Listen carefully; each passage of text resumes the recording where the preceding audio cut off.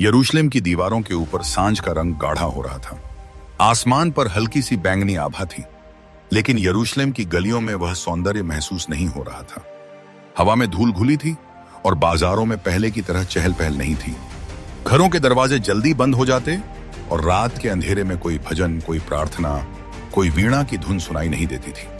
जो शहर कभी यहोवा की स्तुति से गूंजता था, वह अब एक थकी हुई सांस की तरह चुप पड़ा था। यहूदा पर उस समय राजा आहाज का शासन था, एक ऐसा शासक जिसने अपने पूर्वजों की विरासत से मुंह मोड़ लिया था। उसके महल के भीतर विदेशी राजदूतों का आना जाना बढ़ गया था। वे अपने देवताओं की मूर्तियां, चढ़ावे और अनुष्ठान साथ लाते और आहाज उन्हें अपने राज्य में स्थान देने से नहीं हिचकिचाता था। मंदिर, जो कभी इस राष्ट्र की आत्मा था, उसके लिए मात्र एक बोझ बन चुका था, एक पुरानी परंपरा जिसे वह बदलना चाहता था। आहाज ने वह कार्य किया जो यरूशलेम में कभी किसी राजा ने नहीं किया था। उसने यहोवा के मंदिर के मुख्य द्वार बंद कर दिया। यह एक प्रतीकात्मक आदेश नहीं था, यह एक खुला विद्रोह था। विशाल कांस्य के दरवाजे, जिनके ऊपर कभी याजकों के हाथों से बलिदान की सुगंध उठती थी, अब लोहे की सलाखों और ताले से जकड़ दिए गए। भीतर की पवित्र वेदी धूल में ढक गई। सोने के दीपदानों में तेल डाले बिना ही बत्तियां बुझ गईं। यह निर्णय यरूशलेम के हर कोने में गूंजा। पुराने याजक, जिनकी आंखों ने दशकों तक बलिदान के धुएं को ऊपर उठते देखा था, चुपचाप अपने घर लौट गए। लेवी, जिनका जीवन ही भजन और सेवा में बीतना था, अब खेतों में काम करने लगे। लोग धीरे धीरे भूलने लगे कि यहोवा की आराधना कैसी होती है। शहर के बीचों बीच ऊंचे स्थान, वे टीलों और पहाड़ियों पर बने वेदियां फिर से सक्रिय हो गए। वहां मूर्तियां सजने लगीं, जिन पर तेल और धूप चढ़ाई जाती। बच्चों की बलि देने वाले अनुष्ठान भी गुप्त रूप से होने लगे। यह सब इस्राएल के परमेश्वर की आंखों के सामने हो रहा था, लेकिन लोग जैसे अंधे हो चुके थे। महल में इस अंधकार के बीच एक युवक बड़ा हो रहा था, हिजकिय्याह। वह आहाज का पुत्र था, लेकिन उसके हृदय की दिशा अपने पिता जैसी नहीं थी। उसकी मां अबीयाह दाऊद के वंश की थी और यहोवा की भयभक्ति से भरी हुई स्त्री थी। बचपन से ही उसने अपने पुत्र के मन में प्राचीन गाथाएं डाली। कैसे दाऊद ने गोलियत को हराया, कैसे सुलेमान ने बुद्धि से मंदिर का निर्माण किया, और कैसे जब इस्राएल ने परमेश्वर की आज्ञा मानी तब उसे शांति और विजय मिली। लेकिन हिजकिय्याह ने अपने पिता के शासनकाल में वह उल्टा देखा। कैसे मूर्ति पूजा ने लोगों को आलसी, विभाजित और भयभीत कर दिया। उसने यरूशलेम की गलियों में मंदिर की वीरानी देखी। उसने लेवियों के खाली हाथ देखे। उसने देखा कि लोगों के दिलों में विश्वास की जगह डर और संदेह ने ले ली है। राजमहल के कुछ हिस्से चमकते थे, विदेशी व्यापारियों से लाई गई धातुएं, रेशमी वस्त्र, कीमती पत्थर। लेकिन हिजकिय्याह को यह वैभव खोखला लगता। उसे पता था कि बाहर की चमक भीतर की सड़न को नहीं छुपा सकती। रात में जब महल के ऊंचे बरामदों से वह शहर को देखता, तो उसे लगता जैसे यरूशलेम की आत्मा कहीं चली गई है। आहाज के अंतिम वर्षों में राजनीतिक तनाव भी बढ़ गया। उत्तरी इस्राएल का राज्य अश्शूर की छाया में झुक चुका था। अश्शूर की सेनाएं लोहे की तरह सख्त और निर्दयी थीं। जहां से वे गुजरती, वहां खेत राख बन जाते और नगर मिट्टी में मिल जाते। यहूदा बचा हुआ था, लेकिन केवल समय की बात थी कि वह भी उनकी पकड़ में आ जाए। फिर वह दिन आया जब आहाज की मृत्यु हुई। महल के गलियारों में भारी कदमों की आहट और धीमी फुसफुसाहटें थीं। पहरेदारों ने अपना सिर झुका लिया और यरूशलेम की गलियों में खबर फैल गई, राजा नहीं रहा। लोग प्रतिक्रिया में विभाजित थे। कुछ के लिए यह शोक का दिन था, कुछ के लिए राहत का, लेकिन अधिकतर के लिए यह एक अनिश्चितता का क्षण। हिजकिय्याह केवल 25 वर्ष का था जब वह सिंहासन पर बैठा। उस क्षण उसके सामने जो चित्र था वह भयावह था। एक आध्यात्मिक रूप से टूट चुका राष्ट्र, एक मंदिर जो वर्षों से बंद था, और चारों ओर से बढ़ते हुए खतरे। लेकिन उसके भीतर एक स्पष्ट निश्चय था, मंदिर के द्वार फिर से खुलेंगे और यहोवा की सेवा बहाल होगी। उसके राज्याभिषेक के कुछ ही समय बाद उसने एक दृढ़ आदेश जारी किया, सभी याजक और लेवी तुरंत यरूशलेम में एकत्र हों।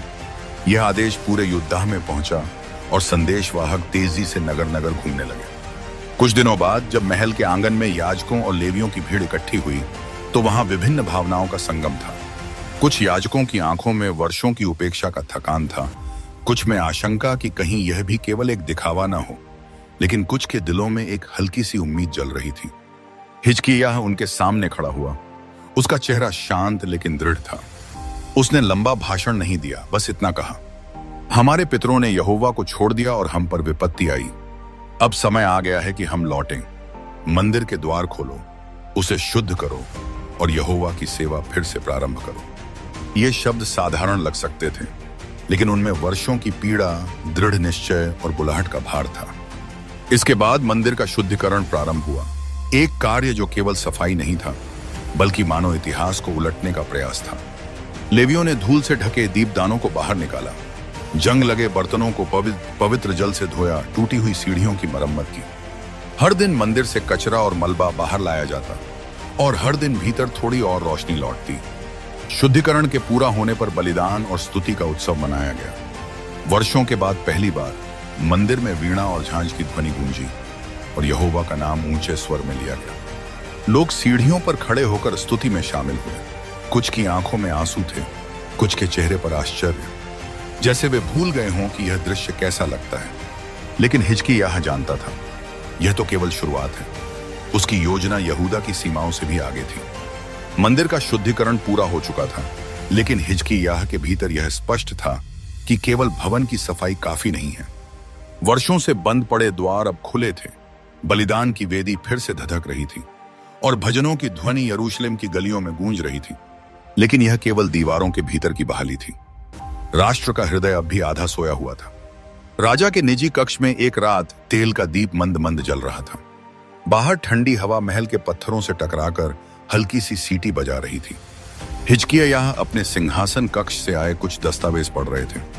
याजकों की रिपोर्ट, मंदिर के खर्च का विवरण और लेवियों की नियुक्ति की सूची। अचानक उसने अपना सिर उठाया, जैसे भीतर से कोई विचार तेजी से जागा हो। फसह, यह शब्द उसके मन में पुराने गीत की तरह गूंज उठा। बचपन में उसने अपनी मां अबियाह से सुना था कैसे मिस्र की दास्ता से इस्राएल की मुक्ति फसह के पर्व में स्मरण की जाती है। कैसे भुना हुआ मेमना, अखमीरी रोटी और कड़वी जड़ी बूटियां केवल भोजन नहीं, बल्कि स्मृति और प्रतिज्ञा का चिन्ह होती है। लेकिन यूदाह में यह पर्व लंबे समय से नहीं मनाया गया था। लोग अब इसके बारे में सुनते भी कम थे और जो जानते थे वे इसे केवल एक पुरानी कथा समझते थे। हिजकिय्याह ने निश्चय किया, फसह मनाया जाएगा, और केवल यरूशलेम में ही नहीं, बल्कि जितने लोग इस्राएल में बचे हैं सभी को बुलाया जाएगा। अगले ही दिन उसने अपने लिपिकारों को आदेश दिया कि पत्र तैयार किए जाएं। ये पत्र राजा की मुहर से सील किए जाएंगे और दूतों के हाथों में देकर यहूदा और उत्तरी इस्राएल के नगर नगर भेजे जाएंगे। पत्र का शब्द विन्यास साधारण नहीं था। उसमें किसी राजा का आदेश भर नहीं था। वह एक पुकार थी, जैसे कोई गहरा स्मरण दिल से उठकर शब्दों में बदल गया हो। इस्राएल के लोगों, यहूदा के निवासियों, अपने पितरों के परमेश्वर यहोवा की ओर लौट आओ। वह तुम पर और तुम्हारे भाइयों पर कृपा करेगा। अपने पितरों की तरह हठी मत बनो, बल्कि उसकी ओर लौट आओ। यरूशलेम में उसके पवित्र स्थान में आओ, जिसे उसने सदा के लिए पवित्र ठहराया है, और यहोवा की सेवा करो ताकि उसका जलता हुआ क्रोध तुमसे फिर जाए। ये शब्द सुनने में जैसे समय की गहराई से निकले हों। इनमें धमकी भी थी, दया भी, और एक वादा भी कि लौटने पर अब भी अनुग्रह मिल सकता है। दूत सुबह सुबह नगर के द्वारों से निकले। वे लंबे वस्त्रों में राजा की मुहर लगे पत्रों को अपने सीने से लगाए पहाड़ी रास्तों, उपत्यकाओं और नदियों के किनारों से होते हुए आगे बढ़े। यरूशलेम से दूर जाने पर दृश्य बदलता गया। छोटे छोटे गांव, टूटे हुए घर, ऊंचे स्थानों पर बनी मूर्तियां और कहीं कहीं वेदी पर ताजा धूप की गंध। लेकिन प्रतिक्रिया हर जगह एक जैसी नहीं थी। कुछ स्थानों पर लोग पत्र पढ़कर हंस पड़े। यहूदा का राजा हमें बुला रहा है। जब हमारे अपने राजा अश्शूर के सामने गिर पड़े हैं, तब ये हमें मंदिर में आने को कह रहा है। कुछ ने तो दूतों का मजाक उड़ाया, पत्थर फेंके और उन्हें लौट जाने को कहा। फिर भी कुछ नगरों में पत्र पढ़ते ही लोगों की आंखों में आंसू आ गए। उन्होंने अपने बच्चों को भीतर बुलाया और पुरानी यादों में डूबकर कहने लगे, हमारे दादा ने हमें बताया था कि फसह कैसा होता है, शायद हमें जाना चाहिए। इस तरह अलग अलग भावनाओं के बीच एक छोटी लेकिन सच्ची लहर उठी, एक लहर जो यरूशलेम की ओर चल पड़ी। उधर यरूशलेम में तैयारी पूरे जोश से चल रही थी। मंदिर के आंगनों की धुलाई की जा रही थी और कांसे के बर्तन चमकाए जा रहे थे और बलिदान के लिए चुने गए मेमनों की गिनती हो रही थी। लेवियों ने अपने वाद्य यंत्रों को ठीक किया और याजकों ने पवित्र वस्त्र धारण किए। हिजकिय्याह अक्सर इन तैयारियों को देखने आता। वह केवल आदेश देकर दूर नहीं बैठा, वह स्वयं यह देखना चाहता था कि हर चीज वैसी ही हो जैसे तौराह में वर्णित है। अंततः वह दिन आया।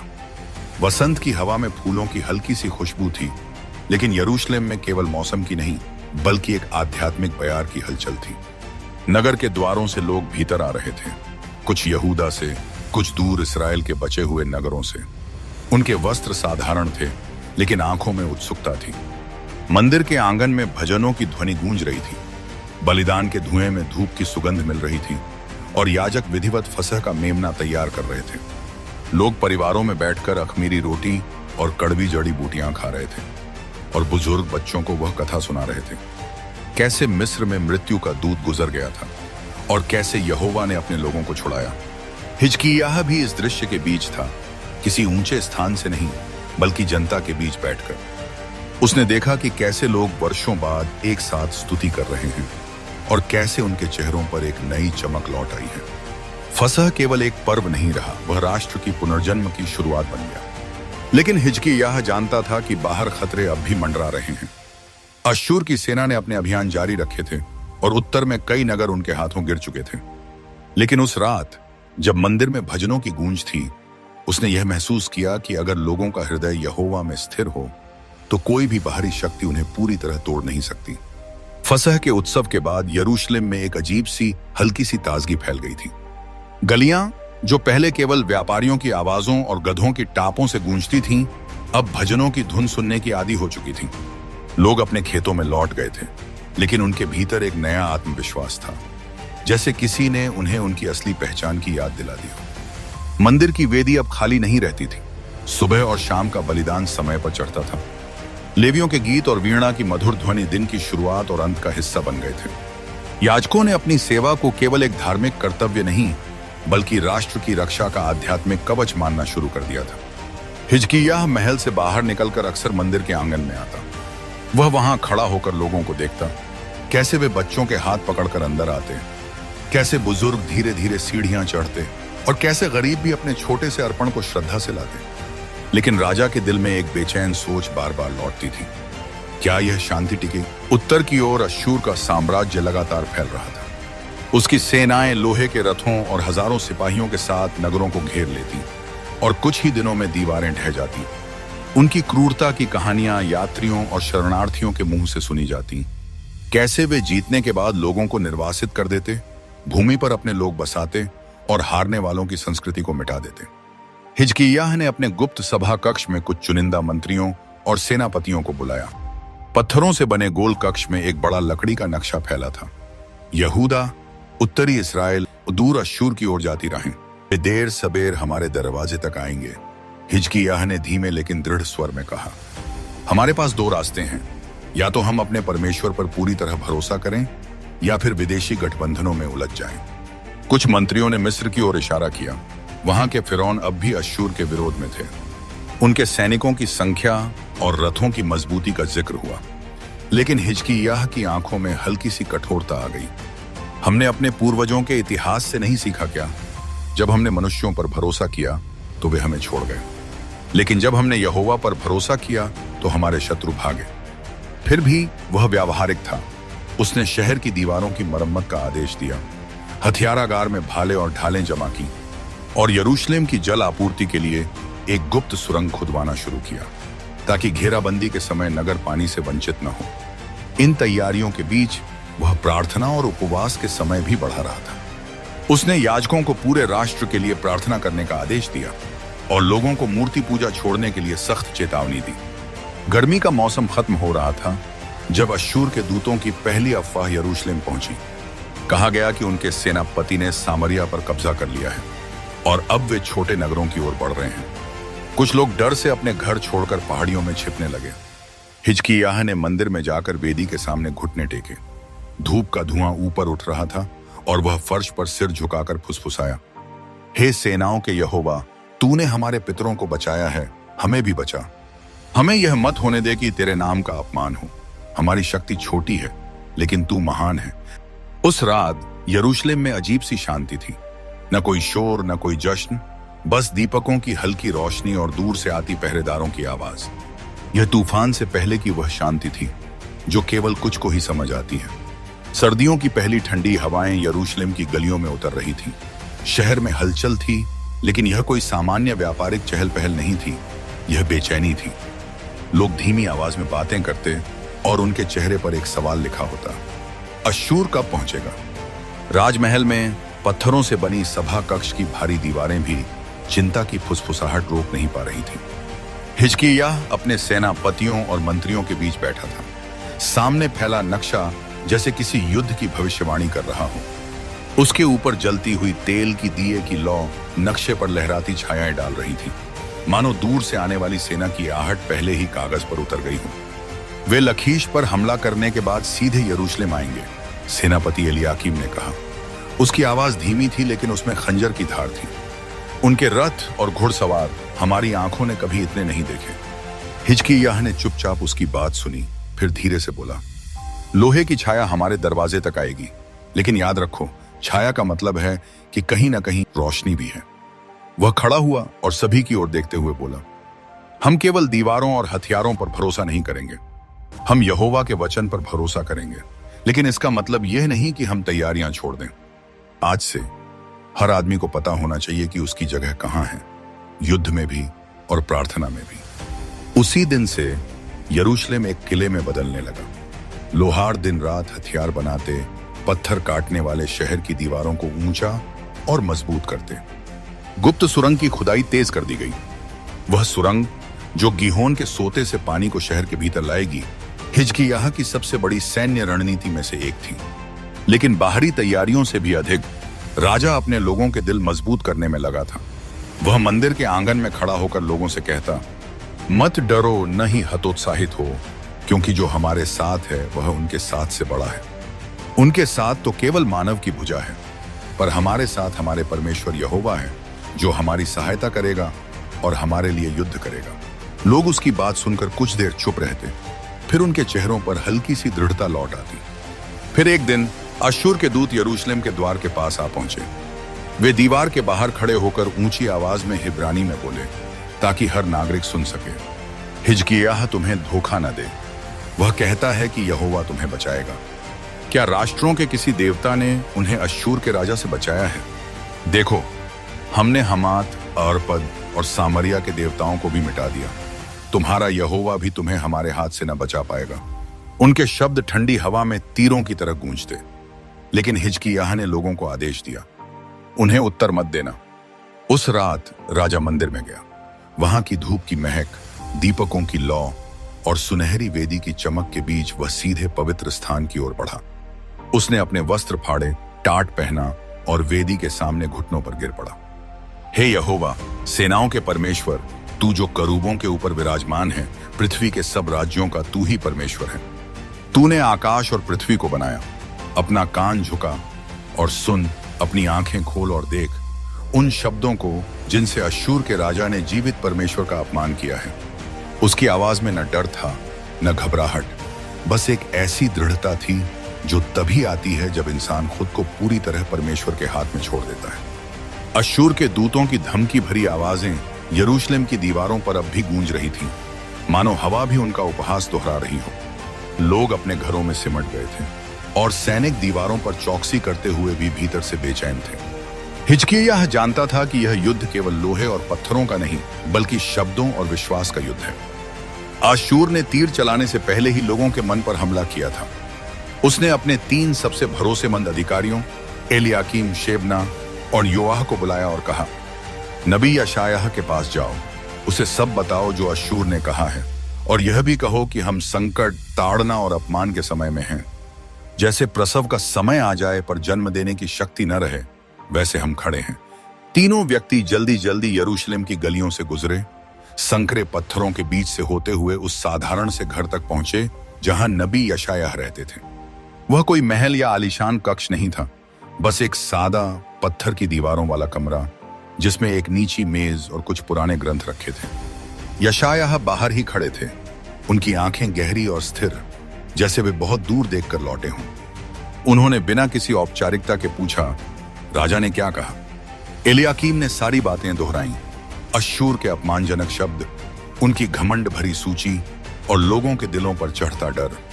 यशायाह ने उनकी बात पूरी होने से पहले ही आंखें बंद कर लीं और कुछ क्षण बाद बोले, अपने स्वामी से कहो, यहोवा यूं कहता है, उन शब्दों से मत डर जो तूने सुने, जिनसे अश्शूर के राजा के नौकरों ने मेरा अपमान किया है। मैं उसके भीतर एक आत्मा भेजूंगा जिससे वह एक समाचार सुनेगा और अपने देश को लौट जाएगा, और मैं उसे उसके ही देश में तलवार से गिरा दूंगा। उनके शब्द पत्थर की तरह ठोस और अडिग थे। यह कोई अनुमान या आशा नहीं थी, यह भविष्यवाणी थी, और हिजकिय्याह जानता था कि यशायाह की वाणी में यहोवा की सांस होती है। जब अधिकारी यह संदेश लेकर लौटे, हिजकिय्याह ने राहत की सांस ली, लेकिन वह आत्मसंतुष्ट नहीं हुआ। उसने तुरंत ही मंदिर में और अधिक प्रार्थना और उपवास का आदेश दिया। वह जानता था वचन आ चुका है, लेकिन युद्ध अभी समाप्त नहीं हुआ। और सचमुच कुछ ही दिनों में अश्शूर के सेनापति सेनाखरीब ने एक और संदेश भेजा, इस बार पत्र के रूप में। उसमें फिर वही घमंड, वही उपहास, वही दावा कि यहोवा भी यरूशलेम को नहीं बचा पाएगा। हिजकिय्याह ने वह पत्र लिया और सीधे मंदिर में जाकर उसे वेदी के सामने फैला दिया। उसने ऊपर देखते हुए कहा, हे यहोवा, देख, ये शब्द तेरे विरुद्ध हैं। यह पत्र तेरे हाथ में है।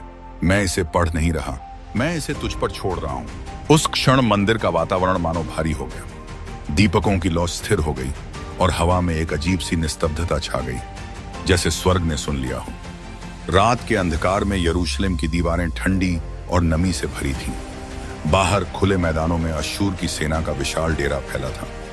मशालों की लपटें हवा में हिल रही थीं और उनके बीच लोहे के हथियारों की चमक चमकते तारों से भी तेज थी। इतने सैनिक थे कि उनकी गिनती असंभव थी। उनके रथ, घोड़े और ढालें पूरी घाटी में लहराती समुद्र की तरह फैली थीं। शहर के भीतर लोग नींद और डर के बीच झूल रहे थे।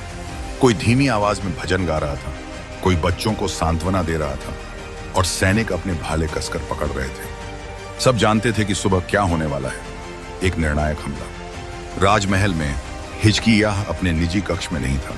वह मंदिर में वेदी के सामने भूमि पर झुका था। उसकी प्रार्थना किसी रटाए हुए शब्दों की तरह नहीं थी। वह टूटा हुआ लेकिन दृढ़ स्वर में कह रहा था, हे यहोवा, तूने कहा था कि तू अपनी प्रजा के लिए लड़ेगा। आज वह समय आ गया है। मैं अपने हाथ खाली करके आया हूं, क्योंकि मेरे पास न कोई सेना है जो अश्शूर का सामना कर सके, न कोई शक्ति जो दीवारों को बचा सके। पर तू सेनाओं का परमेश्वर, तू अपनी महिमा दिखा। उस रात यरूशलेम की गलियों में कोई असामान्य हलचल नहीं थी, लेकिन आकाश के अदृश्य क्षेत्र में कुछ घट रहा था। हवा अचानक ठंडी हो गई, जैसे किसी ने अदृश्य पर्दा खींच दिया हो। कोई आवाज नहीं, कोई युद्ध का शोर नहीं, बस एक मौन, भारी और घना। और फिर मानो स्वर्ग से आदेश निकला हो, यहोवा का दूत अश्शूर के शिविर में उतर आया। न मशालों ने उसकी छाया देखी, न पहरेदारों ने उसके पांवों की आहट सुनी।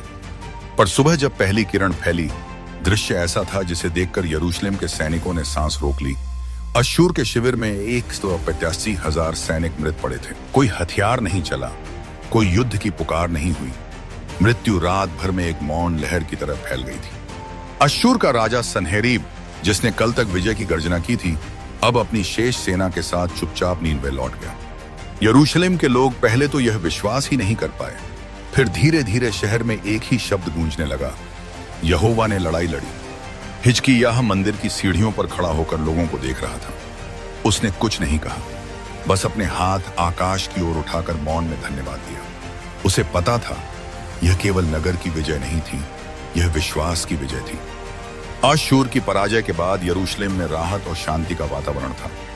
बाजार फिर से खुल गए थे, बच्चे गलियों में खेल रहे थे और मंदिर में भजन आराधना की गूंज सुनाई दे रही थी। लोग हिजकिय्याह को एक ऐसे राजा के रूप में देखते थे जो न केवल बुद्धिमान और साहसी था, बल्कि यहोवा का मित्र भी था। परंतु समय ने एक और परीक्षा तय कर रखी थी, और इस बार दुश्मन कोई साम्राज्य नहीं, बल्कि एक धीमा, अदृश्य और निष्ठुर रोग था। एक दिन हिजकिय्याह को लगा कि उसका शरीर कमजोर पड़ रहा है। शुरुआत में उसने इसे युद्ध की थकान समझा, लेकिन जल्द ही उसके भीतर की ताकत मानो सूखने लगी। बुखार उसे जकड़ने लगा और हर सांस मानो भारी लगने लगी। राजमहल के वैद्य उसकी सेवा में लगे, जड़ी बूटियां, औषधियां, हर उपचार करते, लेकिन स्थिति बिगड़ती ही गई। महल के गलियारे अब वैसी चहल पहल से भरे नहीं थे।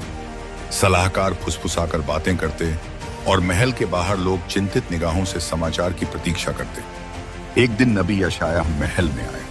उनके चेहरे पर गंभीरता थी और उनकी आंखें जैसे पहले ही सत्य देख चुकी थीं। हिजकिय्याह बिस्तर पर लेटा था, उसका शरीर कमजोर, पर उसकी आंखें अब भी तेज थीं। यशायाह ने कहा, यहोवा यूं कहता है, अपना घर व्यवस्थित कर, क्योंकि तू मरने वाला है, तू जीवित नहीं रहेगा। ये शब्द कमरे में गूंजते रहे, जैसे समय रुक गया हो। हिजकिय्याह ने कोई बहाना नहीं बनाया, कोई तर्क नहीं किया। नबी के जाते ही उसने अपना चेहरा दीवार की ओर मोड़ा और रोने लगा। लेकिन यह रोना निराशा का नहीं था, यह आत्मा की गहराई से उठी पुकार थी।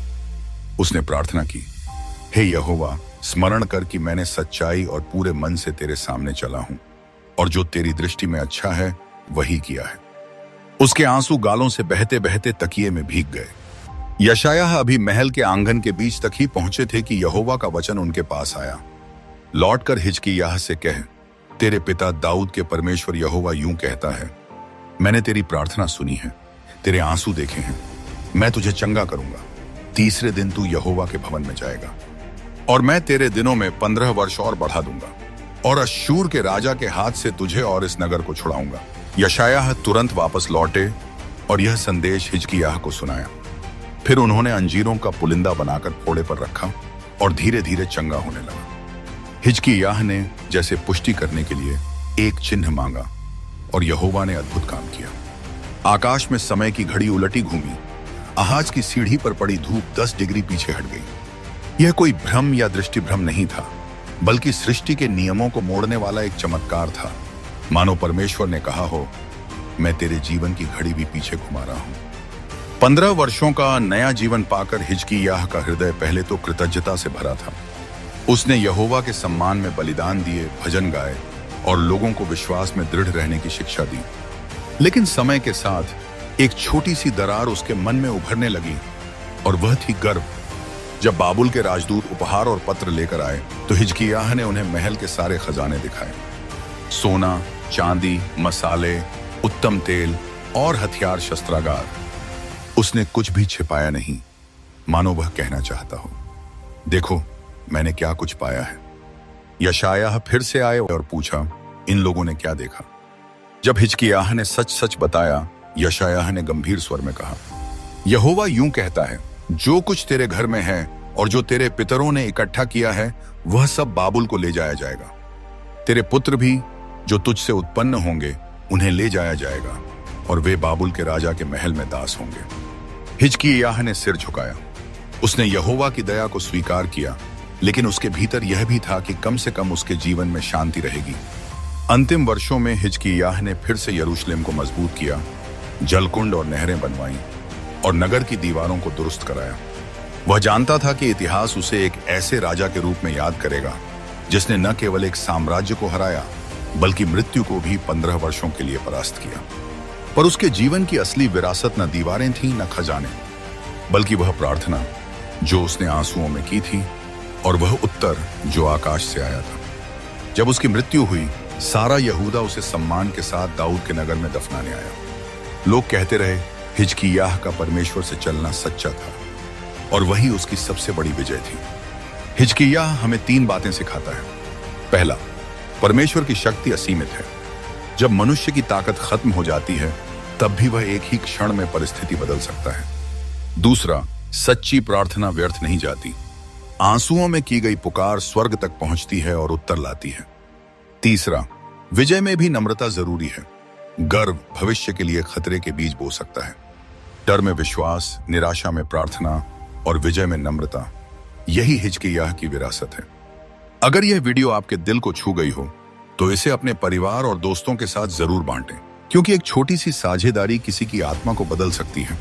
हमारे चैनल बाइबल ट्यूब को सब्सक्राइब करें, ताकि परमेश्वर का जीवनदायक वचन हर घर तक पहुंचे। परमेश्वर आपको और आपके पूरे परिवार को भरपूर आशीष दें। जय मसीह।